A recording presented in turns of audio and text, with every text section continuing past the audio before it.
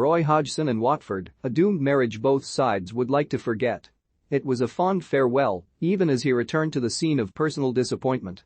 Roy Hodgson said he was pleased his last game was at Anfield, one of the temples of football, and bowed out a local hero, the Croydon bus driver's son who had travelled the globe, returned to his native South London, and kept his boyhood club Crystal Palace up for 4 consecutive seasons.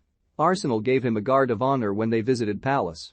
After 45 years in dugouts from Scandinavia and Switzerland to San Siro and Selhurst Park, he had earned the right to retire. Except the tributes last summer were premature. Hodgson returned, management's addictive properties ensuring he needed one final fix.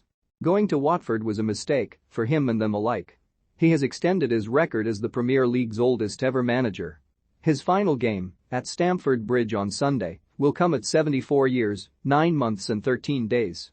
It will also come with Watford long since relegated, with indications that the methods that served him well in the Allsvenskan in the 1970s have finally stopped working, and that Roy has gone rogue. Hodgson has spent his final weeks in management being irascible and tactless.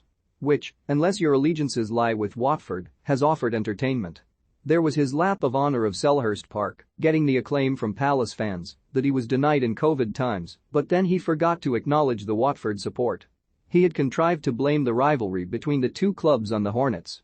He looked disengaged on the day Watford's fate was sealed, making no substitutions in a display of passiveness, hiding behind sunglasses he said, were necessitated by shingles. He bluntly admitted he would not recognise his successor, Rob Edwards, whose achievements in getting Forest Green promoted from League Two had clearly not attracted his attention.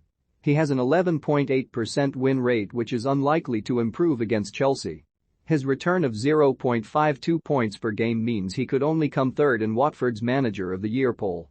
With the exception of goalkeeper Ben Foster, a Hodgson loyalist from happier times at West Bromwich Albion who argued no manager could have saved the Hornets, few seem to have much affection for him. The feeling may be mutual. That Hodgson has a solitary point at home and bowed out at Vicarage Road with a 5-1 defeat to Leicester may mean it is just as well his last game is away. Some of his last squad may not miss him or vice versa. He seems to think they are overrated by his employers. Perhaps I'm left to reflect that some of the players suggested to me as the ones who would resolve the club's parlous situation weren't, in fact, able to produce the performances that they'd been billed as being capable of, he wrote in his program notes last week. Ismaila Sarr, Josh King and Emmanuel Dennis had scored 18 league goals before Hodgson's January arrival. They only have 2, both from the Nigerian, since he has failed to get the best from any.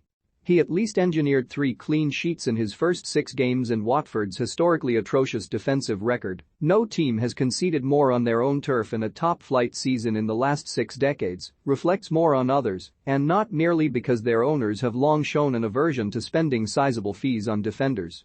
Watford's relegation was sealed with Hodgson failing to win a home match, but if it underlines that this is not a Hodgson squad, this season has amounted to a hubristic failure of the Pazzo project.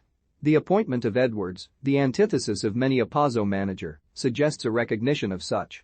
Over their last 2 Premier League campaigns, the Hornets have been managed by 7 men, won a caretaker, and got a mere 14 wins. The revolving door has led to the trapdoor. Perhaps, too, their transfer policy is not quite as inspired as they may think. Dennis shaped up as an outstanding signing, King and Moussa Sissoko as fine ones, yet the reality is Watford only just have more points than signings, 23-19.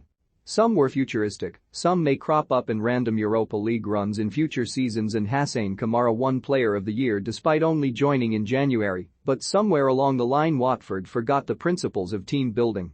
They were not a side as much as 11 men, some of whom knew each other's names. Stripping a club of continuity and identity eventually came a cost. Is it any wonder Watford sometimes lacked spirit? The idea that the players were sufficiently good that they could drop in managers who would succeed in the short term has been disproved. Claudio Ranieri was a disastrous appointment and he and Hodgson, combined age, 144, seem in decline, but when only one of Watford's last 14 coaches has made it to 50 games in charge and none to 70, the fundamental problem lies with the club. The owners can say the last few years have been the second most successful spell in Watford's history, but their last 2 in the Premier League have been dismal. It may be an exaggeration to say it has tarnished Hodgson's legacy. A 46-year career is sufficiently rich that Watford is merely an undignified footnote, but he should have stayed out of the fray, surveying their demise in detached fashion from his sofa, not the technical area. If retirement beckons for him, Watford need a reset and a regime which is the opposite of Hodgson's.